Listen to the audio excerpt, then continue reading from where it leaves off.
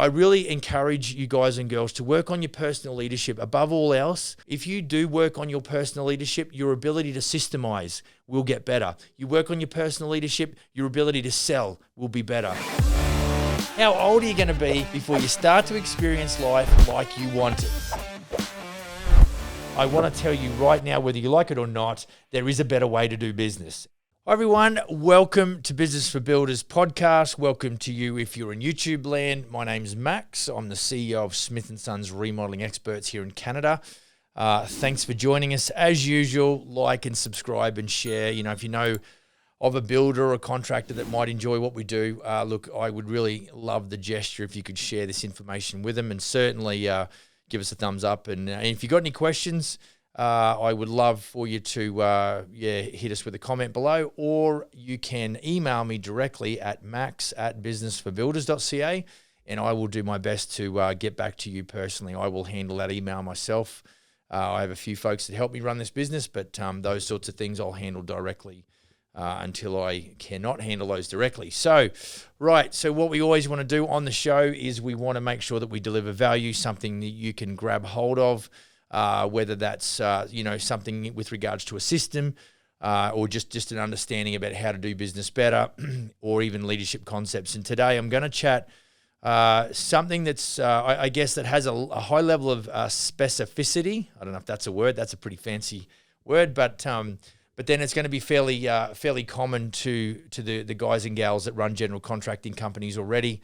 And certainly if you're a fledgling general contractor, this could help you because, I really want to, give some value to you today. So what I see, and a lot of what I do or what I talk about comes from, watching our general contractor community, both inside of Smith & Sons and, of course, outside of Smith & Sons and in the local community that we operate. And some of the feedback about, guys outside of Smith & Sons from our general contractors. So, I think one of the biggest challenges, let me take one step back. A lot of the reason that we are in the construction sector, and from personal experience, my father realized that when I was, 15 years of age and I was in grade 11, he soon realized that the money that he was spending on private education was a complete waste of time and space and money. And maybe recognize that, I had more of a talent in the hands-on. The learning style was one of, visual. Show me what to do, and I can then, learn how to do it as well. And our love for the construction business really does stem from when we first were introduced to it, and that there's a bit of a romance that's attached to that. And you know what, we talk about building high performance businesses and, but it does really, your love for the construction business and everything around that, it certainly doesn't guarantee that you're going to be a great business person. And so, what I want to do today is just try and just share a little bit around, you might be in a position where you're sort of saying to me, I've already experienced this, or you might be at the early stages where you go, wow, duly noted. That's something to really, keep in mind. What I really want to talk to you guys about is in the process of, following after your passion and your desire to, be a successful business person. We want to make sure that as you develop the business, you develop strongly, and that it's a very organized way of putting the business together. And so, I think that, you can, without knowing it, you can actually do yourself a disservice because if you're like me, one of the things that really gives me fulfillment is to see that, the project go from, a home that was maybe a 1950s or 1960s or 70s home, and you put an addition on, and now it's a new big kitchen and a big dining area and a new washroom space, and then of course maybe a deck out the back, and all of a sudden the functionality part of that home and that family is going to enjoy that space for a long time. That really is what we, I think we can fall in love with because we have such, creative ability and we understand how to put it all together. And it is a very special skill set. It's not something that you can learn in 5 minutes. You really can't Google that or YouTube the shit out of that and find, how to do it. There's so many components. But the flip side of that creative, slither of experience that we have what it happens is unknowingly you can start to create stress on yourself, and you can actually potentially lose the enjoyment part of the business side of it. And so I think that as we have a desire to create, but we also, for some reason, and however you are exposed to that idea of business development, everyone wants to make more money, and we've all got a different perception on how to make more money. What you can do unknowingly and unwittingly is you can really start putting pressure on yourself. And so, I think there's a couple of basic concepts, guys and girls. You need to be very, very, very self-aware. You got to understand where you're at in your life. Are you a 28-year-old general contractor who's got very little experience dealing with people? Are you a mid-30s general contractor who's got a bit of life experience, had some, experience dealing with people, has got some good construction knowledge, but still is not completely or intimately understanding on some of the pressures that can come on you if you don't watch out for that. And I think one of the primary pressures that can come on you as a builder or general contractor is finance. We do all fixed price contracts, so it's very high risk, but we are offsetting the risk. So we do risk assessments on our estimates. We look at where there's, spikes in the risk process of the build, and we make sure that we allocate cushions and contingencies. So, I can't tell you what is the appropriate markup percentage for your business because I don't know you or your business numbers. But rest assured that you need to know yourself, your business, and your business numbers to figure out how much money you need to make. But that's only one of them. You might be the kind of guy that, does such a great job. You get great repeat business, and that's a fantastic thing. But in the process, what you can do is you've fallen in love with the fulfillment that comes and the happiness that comes with making clients happy. And what you can find yourself doing is you can find yourself slowly sliding into this area whereby you're enjoying the process, and then you seem to want more, or you want to make clients happy, and so you never want to say no. So I think the first part, after, say, awareness, of your own skills and your own position in life, you need to be honest with yourself in that regard. But I know I don't want to take away the idea of not building a business, of course not. But you just need to be, aware of your abilities. But then as the thing, because you will be rewarded by clients, you will get recognition, and you will get clients saying to you, you do such a great job, and you communicate so well. And all of a sudden there's all of these things where you start to go, I'm a bloody good builder. I'm a bloody good general contractor. And then, so, I think that what you can start doing is you start making promises, and then if you start breaking promises and you start upsetting clients and you're not getting projects fulfilled the way that you'd promised to clients, you start questioning your own ability. And so, I think you've got to be careful with budgets. That's the first thing. You've then got to be careful with timelines. The other thing you've got to be careful with is you've got to make sure that you don't start stacking jobs on top of each other. You want to have a good system. So, to give you an example, I think before I get into this, you got to understand that the word no, it's okay to use the word no, or it's okay to use the word waiting list or the words waiting list. Guys, that's probably the biggest takeaway. You need to think about how you mitigate the stress on you that essentially you're probably going to create for yourself, okay? And so, you need to think about the word no and the words waiting list. Promise me that you will be very deliberate in your actions and your activities, and that you won't feel compelled or obligated. Okay. We talked about in our sales process that the customers or clients buy in accordance with our selling process. We don't sell in accordance with their buying process. I hope you got that. I can say that again. We should not be selling in accordance with the client's buying process. The client should be buying in accordance with our selling process. Lead is lead. We should lead the way. And so really what I'm talking about is that this is personal leadership, guys and girls. This is about your ability to know who you are and then get into the real, the detail in and around projects, both in the estimating, the quoting phase, and of course the product delivery phase in the construction. But what I was getting at is that, I often, I may have mentioned this before, I remember standing in a pizza store one time, and I just watched the mechanics of how it all worked. And I really do admire the systemization in a lot of these fast food outlets and how it all rolls. And it really stemmed from the whole McDonald's, model or template. And if you haven't seen the movie The Founder, that was a movie that I really enjoyed. I'm a franchisor, so Ray Kroc was one of the guys that helped develop the McDonald's business, and I watched that movie probably 10 times, which is quite bizarre.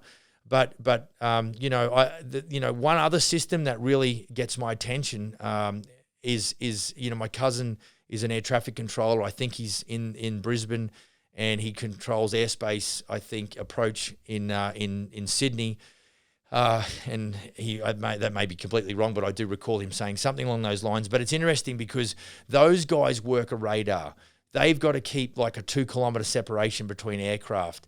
They have got to manage. And of course, like I've flown from Vancouver to Brisbane and Vancouver to Auckland even, and it's it's 14 hours in the air, and it's brutal.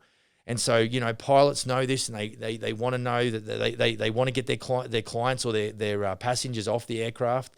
That sometimes they've got to circle until such time as they can land that aircraft. And so I know that, air traffic controllers there's massive stress on those guys because you're playing with hundreds and hundreds and hundreds of people's lives and, all the aircraft and all of the dollars that are wrapped up in the machinery. And I know that my cousin only works, I think, 32 hours a week. So it's, because of the stress.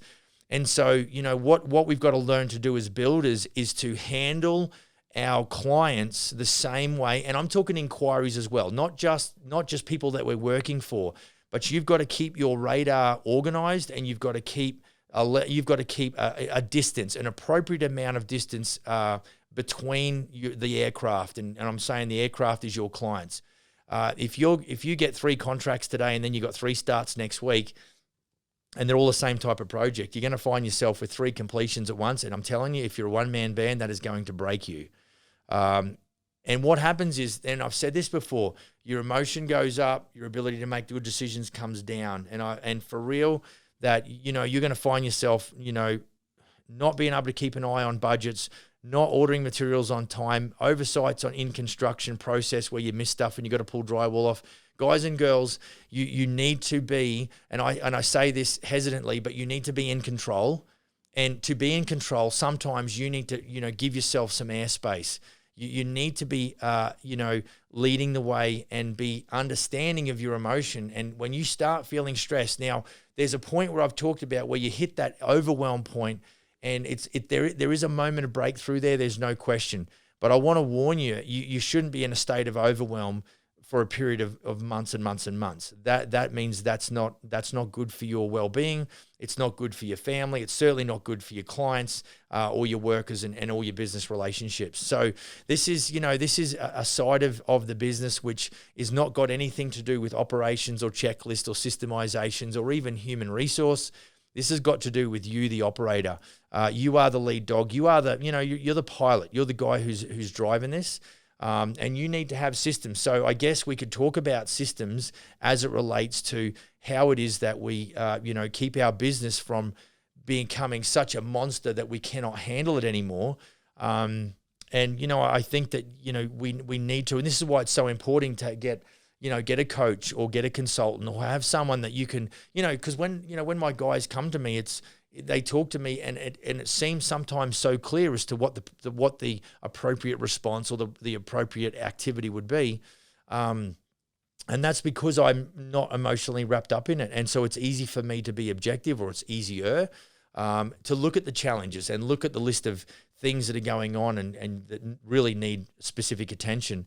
And so, that's the sort of thing that you've got to be self-aware. You've got to understand where you are and what you're going through, but it's not what you're going through, it's where you're going to. And then you've got to be able to, specify how you're going to go about your analysis or your assessment of projects and your estimation within that project. And of course, know your numbers in your business. And then you've got to make sure that you make sure you keep separation between the jobs. And, like I said, and know when to say no and know when to say waiting list, okay? Your business will grow, but again, we overestimate what we can achieve in 12 months. We underestimate how much we can achieve in 5 or 10 years, and we need to be patient. I think I'm going to finish with this, that throughout the whole process, we just need to be patient. You need to smell the roses. I mean, I love business. I mean, my staff often talk to me the next day and, or on Monday, and they said, oh, we saw your truck down the office on a Sunday afternoon or whatever. And, I've got such what I think is a great life and a great wife and good kids. And, we understand each other really well. And my passion is the business. I live and eat and breathe it. Love motor racing. I love Australian rules football, but I really do enjoy doing business, my job. And so, but it's never something that I feel under duress to come down here and do. And so the pressure, isn't there. But, really you've just got to promise yourself that you really do have someone that you can, chat with to get advice about certain scenarios. And, and really what happens is if situations get tricky in the build process, which they do, shit happens, guys and girls, that, your ability to respond to that is a telling part as to where you're up to. And, like I said, if you're I get overwhelmed with things, but I'm looking for breakthrough. I know that I've just got to be very organized, very compartmental in my thinking. I've got to set really realistic deadlines. I've got to ask for help. I'm blessed to have 5 staff in this building that really are on board with the culture and the mandate of the business. And, it's a very human business, and we really love that part about the business. And so, I think what can happen is, whether you're a part of the Smith & Sons organization or whether you are not, loneliness is a big part of that. You really, and it's a lot of the reason why I do what I do, even on this show, whether it's, you're watching this on YouTube or on podcast, you need to reach out. It doesn't hurt. Everything that I know I've learned from somebody else. I didn't create shit, really. I mean, what I did is, I remember one story. I was in, and I did, I'm just racking my brains. I think it was a grade 9. Is there a subject? Is it geography? Is that no, what would it be? Just a subject. Yeah, we were doing anyway. And I dead set, like, I thought, well, the guy next to me knows what he's doing. Why would I? And there was a lot of times where I don't know if it was probably cheating. Yeah, let's be honest. But it was just so in my nature to go, well, why do I need to get creative and try and think about a solution here when old mate next to me has got the solution? All I've got to do is ask for that. And so, in the old days, we used to get the cane. I don't know if that's a thing in Canada, Jill. That is a thing? I used to get. Sure, right. So it might be an English Aussie thing, but I was pretty regular down the principal's office and cane, and sometimes I'd get it over the hand and sometimes I'd get it on the butt. But, it was just a part of me that always would ask questions, and I would always get in trouble for talking in exams and shit like that. I was just woeful.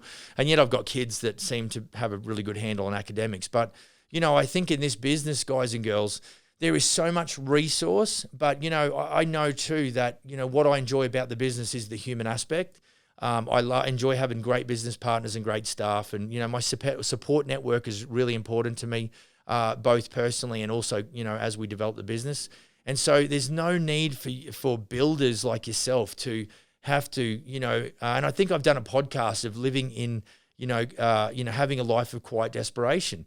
There's so much work, a lot of builders say to me, well, how can you have 2 or 3 general contractors in a town of 40,000 people, but there's $127 million worth of renovations? We've got to have an above the line thinking that there's plenty of opportunity, and we don't have to rush things, and we don't have to be desperate. We need to be deliberate. So we need to be deliberate in how we operate and run the business, but we also need to be deliberate, guys and girls, on how we look after ourselves. And I think it's super important that we just don't go and make money, but we also understand that, really being a success at the end of the day is super important as well in ourselves. There's no point in making a lot of money. I think I've said this before that, doing deals, whether it's a retail deal or selling a franchise, that does give me happiness. But what gives me fulfillment is to see see success, see a project come to fruition, or seeing a franchised operator build a successful business. And so success is not just on the profit and loss statement.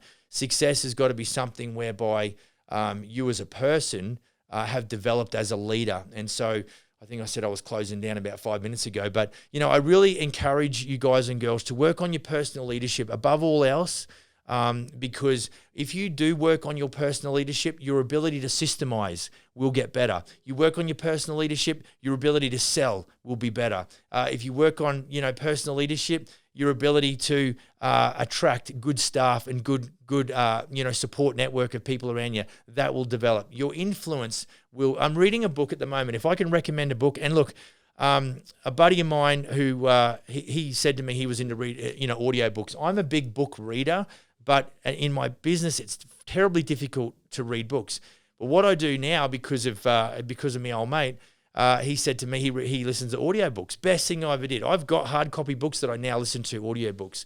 I would encourage you, the book that I'm listening to right now, which kind of sounds weird, is a book by Dale Carnegie called How to Win Friends and Influence People.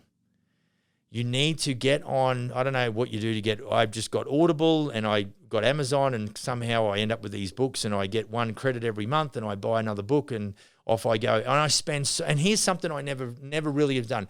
All of the books that I have, and I must have 100, I probably have only read, I don't think I've even read the same book twice. So whereas I've got, I've listened to one of these books already 2 times, and I'd probably go around again. It's just such a good resource. So, I mean, I'm in a cover band. I love rock and roll, love listening to music and shit, but driving down the road, I've got to go to a meeting here pretty shortly, and I've got a 45-minute drive. And you know what I'm going to be listening to? Audiobook. I'm going to listen to Dale Carnegie talk to me about how to win friends and influence people. And so, I control a decent-sized business here. I got massive responsibilities, and I am still educating myself. And it's mostly around this guy. It's around me. I've got to get better. I've got to learn more. The more I learn, the more I earn. More successful I will be based on my ability to increase my knowledge.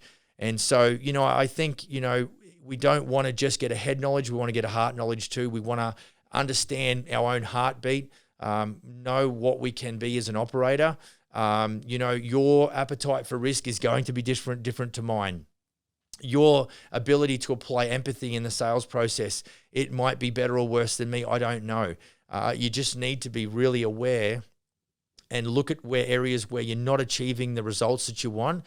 And the first thing I would do is, what do I need to do to get better?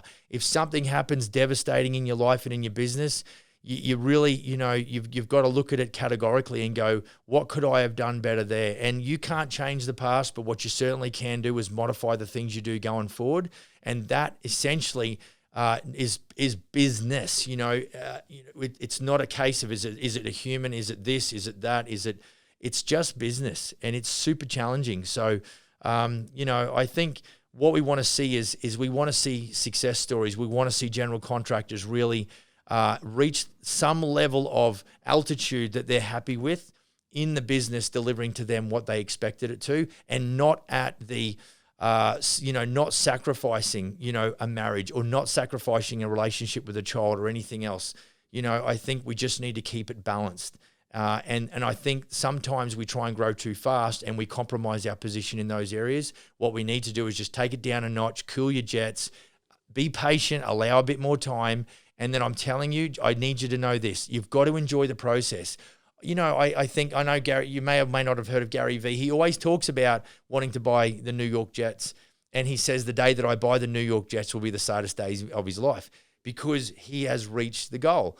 But he doesn't really enjoy reaching the goal as much as he loves the climb. So fall in love with the climb, be self-aware, look at your metrics, understand that, there is a process you've got to go through, to making sure the business is run by you. It's the tail doesn't wag the dog.